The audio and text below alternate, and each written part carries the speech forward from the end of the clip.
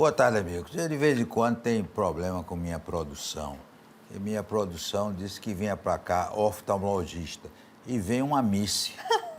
E nós recebemos com muito prazer a Larissa Ventura, que além de bonita, é competente e é de uma família que tem a maior fama de competência, que é a família Ventura. E por ser Ventura foi que a senhora virou oftalmologista, foi? Eu digo que é uma certeza. Quem for médico na família Ventura, a maioria tem que ser oftalmologista, na verdade, não é nem médico. A gente tem cerca de 40 oftalmologistas na família, no Brasil todo. 40, é? 40, é uma das maiores famílias brasileiras de oftalmologistas. E por que essa coisa pediatra? A senhora gosta de menino, né? Desde pequena. Desde pequena eu sempre quis ter algo ligado à pediatria. Cuidava dos olhos das bonecas também, né? Não, naquela época não. É. Mas eu sempre gostei muito de criança e segui a carreira de doutora Liana, né? Doutora Liana Ventura, que é a esposa de doutor Marcelo Ventura. Então eu via ela trabalhando, operando e fiquei encantada. O Marcelo está na sombra, porque lá o cérebro é Dona Liane. Então, na fundação, Dona Liane é que manda. Marcelo só faz colaborar, né? Você trabalha no Hope e na fundação. No Hope e na Fundação Tino Ventura, isso. E criança, o que é que a senhora chama de criança? De quantos a quantos anos? Na fundação, a gente atende até 16 anos e no Hope até 19 anos de idade. Mas o que a Unesco ela preconiza até uns 15, 16 anos, que é considerado criança. Qual foi a sua paciente, doutora Larissa, mais jovem? Um dia de nascido. Um dia de nascido, está com que problema? Fazer teste do olhinho. Isso é super importante. O que é o teste do olhinho? Teste do olhinho é para a gente ver...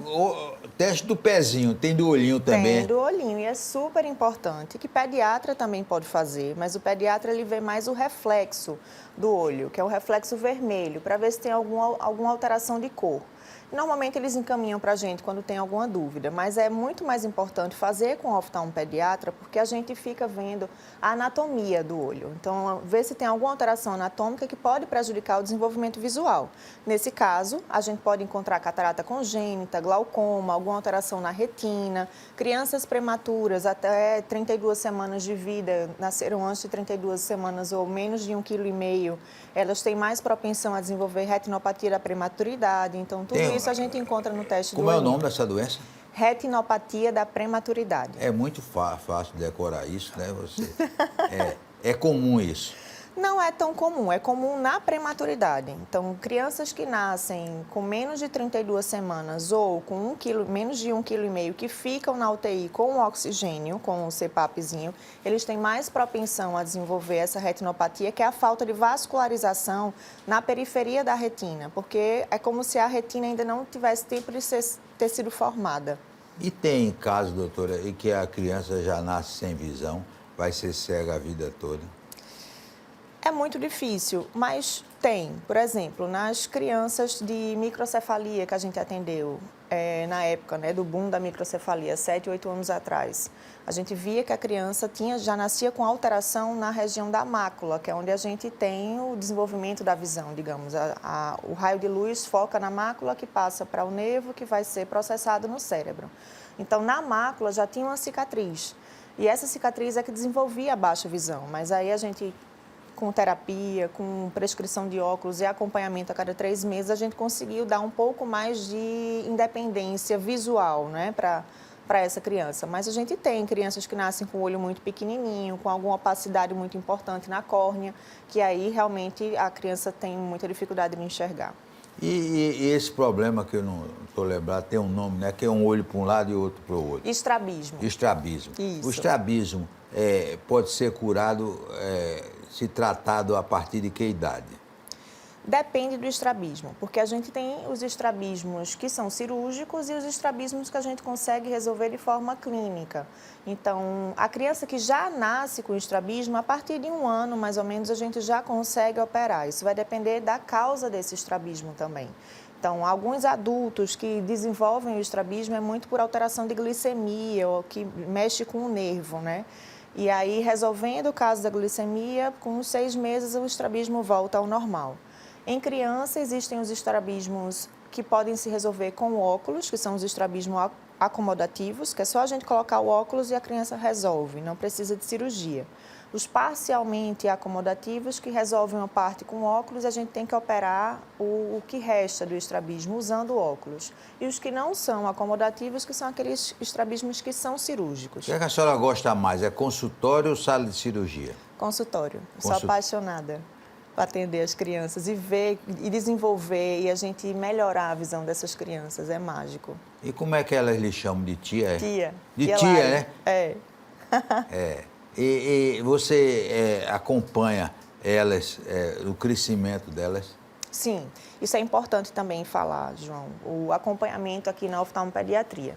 Então, até os 2 anos de idade, é importante a gente acompanhar de 6 em 6 meses. Então, a gente faz o teste do olhinho, que a gente vê essa questão anatômica, que pode prejudicar o desenvolvimento visual, volta com 6 meses, que a partir dos 6 meses a gente já consegue fazer a consulta completa da criança. Eu consigo medir visão com as placas de Teller, que são umas listras de contraste, que a criança vai direcionando o olhar para a posição que está a faixa, a zebrinha que eu chamo. A gente consegue já medir grau, ver a função visual, ver se tem estrabismo, porque até os 4 meses de idade, essa criança pode desenvolver um estrabismo, mas por falta de fixação, porque a visão está se desenvolvendo. Então, até os 4 meses, aquele estrabismo que vai, volta, sobe, desce, é normal. Mas a partir dos 6 meses, aquele estrabismo que já fica, a gente precisa ficar mais de olho já para programar a cirurgia. Então, 6 meses, 1 ano, 1 ano e meio, 2 anos. A partir dos 2 anos, a gente vê anualmente, mas toda criança que faz uso de óculos, e principalmente agora que a gente está num boom de miopia, é importante a gente ver de 6 em 6 meses. Então, a criança que não tem nenhuma alteração, a visão está maravilhosa, 1 ano, e que quem usa óculos ou quem está com a suspeita de desenvolver a miopia, vem de 6 em 6 meses. Olha, a doutora Liana me disse que um dos trabalhos que mais dá prazer a ela na fundação é fazer coisa com os alunos das escolas públicas, escolas, né? isso. Porque, às vezes, o menino está ali, ele está ruim de nota, porque ele não consegue ver direito e não diz o que é, e tem um trabalho até da fundação com o governo do estado de dar óculos a essas pessoas. É um problema que às vezes os pais não têm ideia, né? O filho não está estudando nada, é porque ele não está vendo. Exatamente. E às vezes tem um olho que não enxerga muito bem, porque o grau é só em um olho e o outro olho enxerga. Então, a criança ela vai se desenvolver normal, mas aí quando chega no oftalmo, uns 7, 8 anos de idade, que está com aquela baixa visão naquele olho esquerdo, por exemplo, é muito mais difícil de eu recuperar a visão. Então, por isso que o acompanhamento tem que ser anual, porque a visão ela se desenvolve, que é o período de neuroplasticidade, que a gente chama, que o cérebro está aprendendo a enxergar, vai até os 7, 9 anos de idade. Então, a gente acompanhando anualmente, identificando esse problema muito cedo, a gente tem como reverter e melhorar a visão para a criança ficar completamente independente. E com relação às crianças, na escola, essas brincadeiras podem causar problema, algumas brincadeiras mais... Trauma, né? Pode causar trauma no olho, principalmente em crianças que têm visão de olho único, então tem uma baixa visão no olho. Ocorreu trauma no outro olho, ele vai perder a visão e não vai enxergar dos 2 olhos. Então tem que ter muito cuidado, principalmente com objetos pequenos, pontiagudos, lápis, régua, caneta, até estilete, isso daí tem que ter e tesoura, tem que ter cuidado com a criança. E aparece lá no seu consultório e na fundação crianças com esses problemas causados por brincadeira de mau gosto? Na emergência aparece mais. No meu consultório é muito mais dedo. Uma dedada, passou a mão sem querer no olho, cortou a conjuntiva, a córnea.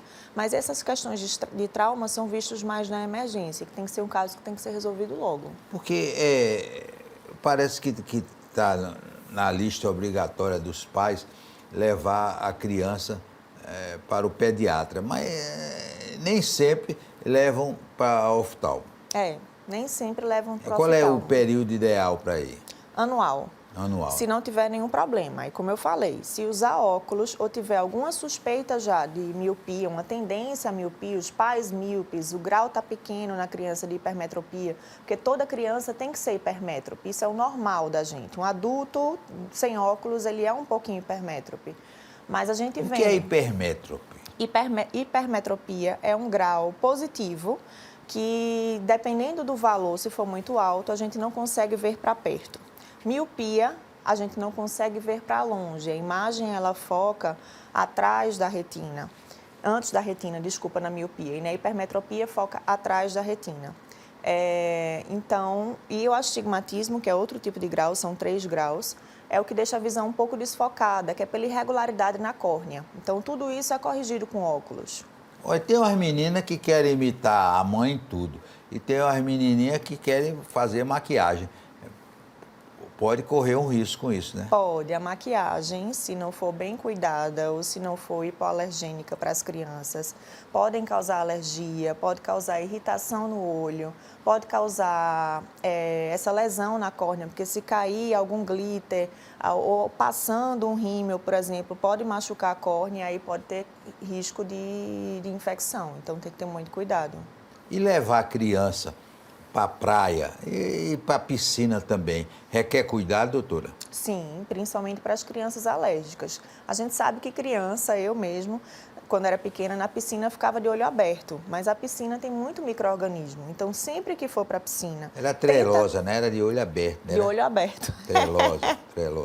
Para ver tudo que estava embaixo da água. Então é importante ou a gente colocar aqueles óculos de piscina, ou se a criança não se adaptar, vai para a piscina, orienta a ficar com o olho fechado, mas mesmo que não fique, quando sair, pinga uma gotinha de lubrificante para tirar e limpar o que pode estar causando a alergia e a irritação naquele olho. Lente de contato pode ser usado por criança? Pode ser usado por criança. Inclusive, agora, como a gente está digamos que é uma pandemia de miopia, é um dos tratamentos. Né? Depois da pandemia que a gente teve, do Covid, aumentou muito o índice de miopia, né, nas crianças, pelo uso de tela, de eletrônico. Então, a lente de contato é um dos tratamentos também para a gente evitar a progressão dessa miopia, dentro de vários tratamentos que já existem hoje no mercado. Quer dizer que é absolutamente normal a miopia ir crescendo com o tempo. Ela só cresce, sem tratamento, sem controle, ela só vai crescer. Porque a miopia, ela está relacionada com o aumento do tamanho do olho. Então, do mesmo jeito que a gente cresce de tamanho, o olho também cresce do diâmetro antero-posterior, né? Alonga assim na questão horizontal. E aí faz com que a imagem foque ainda antes da retina e o grau da miopia só aumenta. Porque esses médicos que operam o olho, eles que só operam depois de 18 anos, que até os 18 anos o grau está aumentando, né? Igual a altura que a gente cresce, mesmo até depois de 18 anos, com o uso do eletrônico hoje em dia, tem adultos que o grau ainda aumenta. Então, não é porque completou 18 anos que pode fazer a cirurgia refrativa, que é o que tira o óculos, né? A cirurgia laser.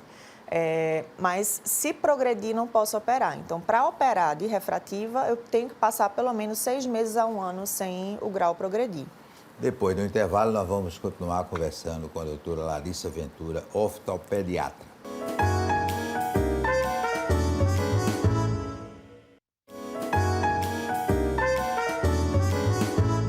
Vamos continuar conversando com a doutora Larissa Ventura, que é oftalmopediatra. E esse problema da filha do Tiago Life, que viralizou, e ele agora, inclusive, está fazendo uma campanha. O que foi essa coisa da filhinha dele? Isso. É o que eu falei no início da importância do acompanhamento, né, na oftalmopediatria. Essa rotina de 6 meses é muito importante para a gente identificar qualquer alteração que possa prejudicar a visão. Então, a filha de Tiago Life, ela desenvolveu um câncer, o retinoblastoma, que é um câncer raro, mas é um câncer do olhinho que pode metastizar para o corpo. Então, ela fez o teste do olhinho, não tinha nenhuma alteração, pelo que eu li na mídia, e ela só retornou 1 ano depois, quando eles perceberam que tinha alguma alteração no reflexo. Que o reflexo, quando a gente coloca a luzinha do oftalmoscópio, que é o aparelho que a gente usa, né, para ver o reflexo, ele é vermelho ou alaranjado. No retinoblastoma, a gente vê um reflexo branco, que pode ser também da catarata, já que não entra luz dentro do olho. Então, é um câncer que é grave, dependendo de quando é diagnosticado. Existem vários fatores e fases de tratamento. Pode ser feito como se fosse uma radioterapia no câncer, na lesão, né? Injetar medicamento na lesão, fazer quimioterapia, até o ponto de chegar e fazer a enucleação, que é a retirada do globo ocular para evitar a questão da metástase. Criança tem catarata, doutor? Tem, já Tem? nasce com catarata. Pensei que era doença inclusive. de velho. Não, as crianças podem nascer com catarata e as alterações mais comuns é por causa genética, mas pode ser por aquelas infecções que a grávida tem na gestação, que é toxoplasmose, rubéola, citomegalovírus, também são causas de catarata na infância. Doutora, vamos explorar a sua experiência e dar uma aula para os pais e para as mães. Esse negócio do menino estar grudado no celular ou no tablet, horas, dias. Quando o menino está aperreando, a mãe dá logo um celular para se livrar. É a babá. É um problema. Demais, João. Foi importantíssimo você tocar nesse assunto. Na pandemia, a gente teve que mudar muito o nosso comportamento, né? A gente não podia sair de casa, as crianças não podiam ir para a escola, então terminou que as aulas, as atividades, até as brincadeiras eram no eletrônico, era na TV, no celular, no computador. Então, depois da pandemia, que a gente foi vendo passar o tempo, a gente percebeu o aumento da incidência da miopia nessas crianças. Então, isso acontece por quê? Porque com os eletrônicos portáteis, a gente ficando perto do olho, isso faz com que o globo ocular aumente ainda mais de tamanho, como eu falei anteriormente, e faz com que essa imagem foque antes da retina e a criança fica vendo borrado para longe. Às vezes o grau é tão grande que a criança não consegue nem ver muito bem para perto.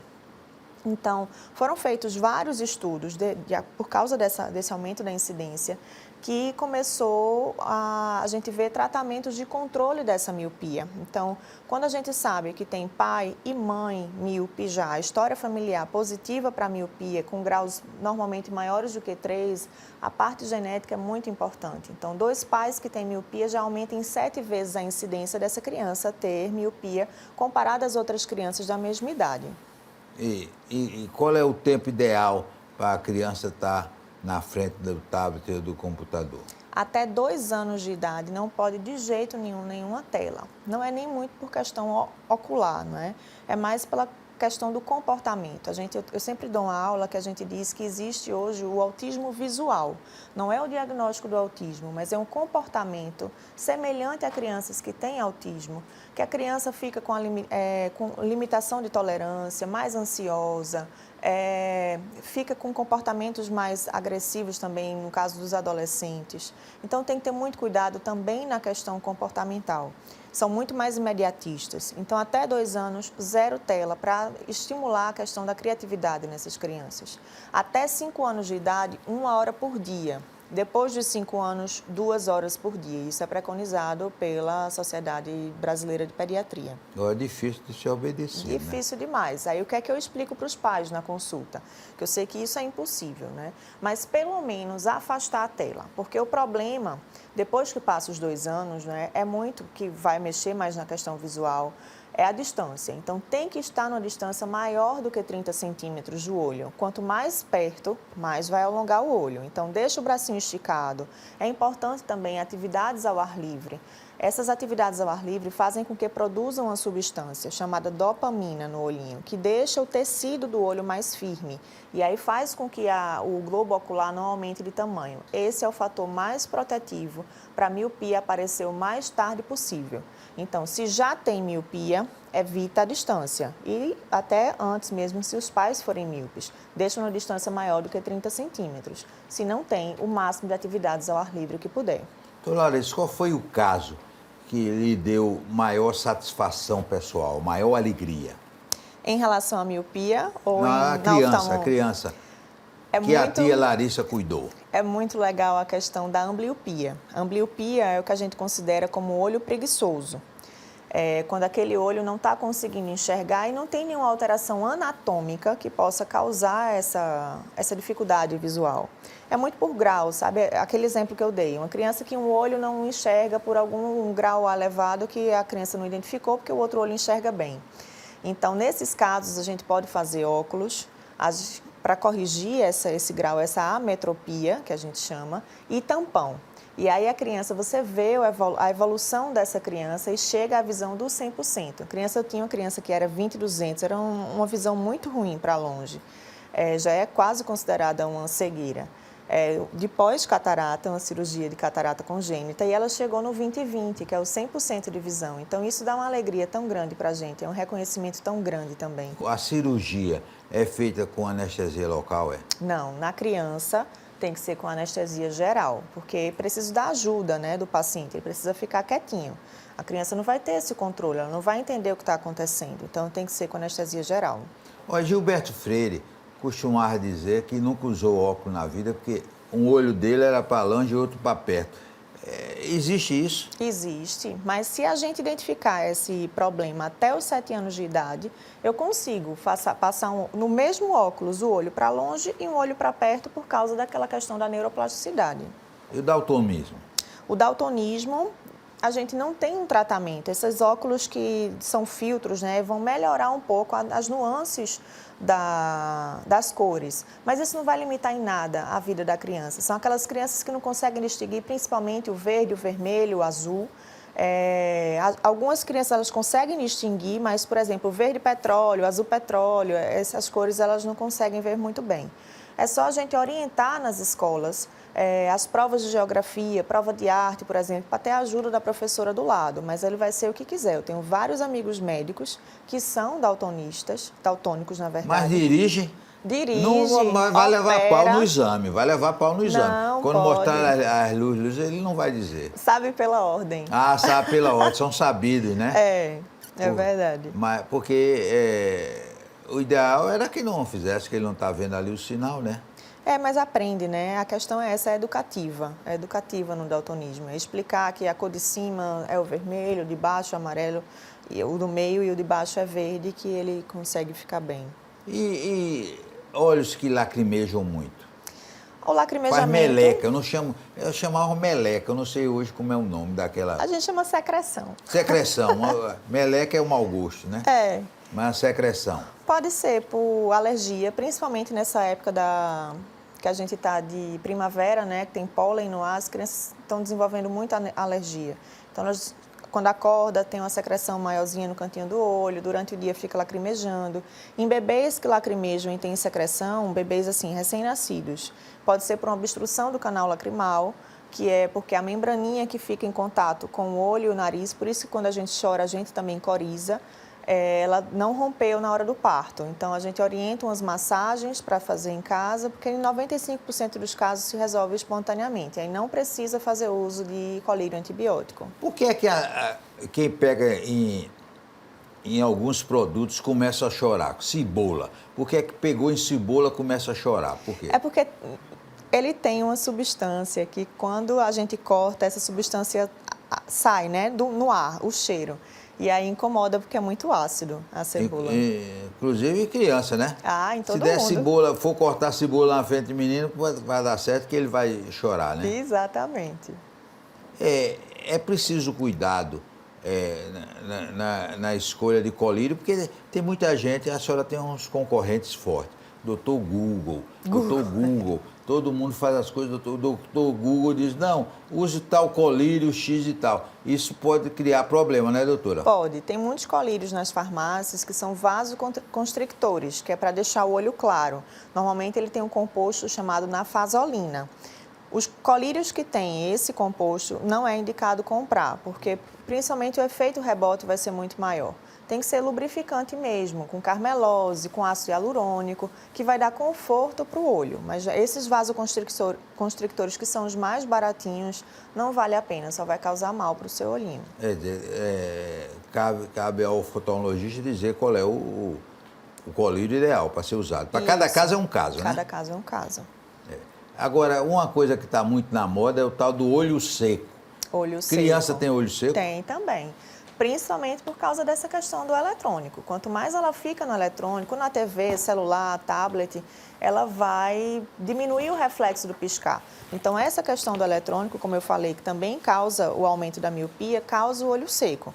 E falando só um ponto, desculpa, João, para a gente falar da miopia também, que eu acho importante para os telespectadores saberem, é desse tratamento da miopia, né, do controle da miopia, que a gente pode fazer com a lente de contato, que eu falei. Tem umas lentes específicas que a gente pode colocar no óculos, que vai também controlar esse crescimento, vai fazer com que retarde esse crescimento do globo ocular.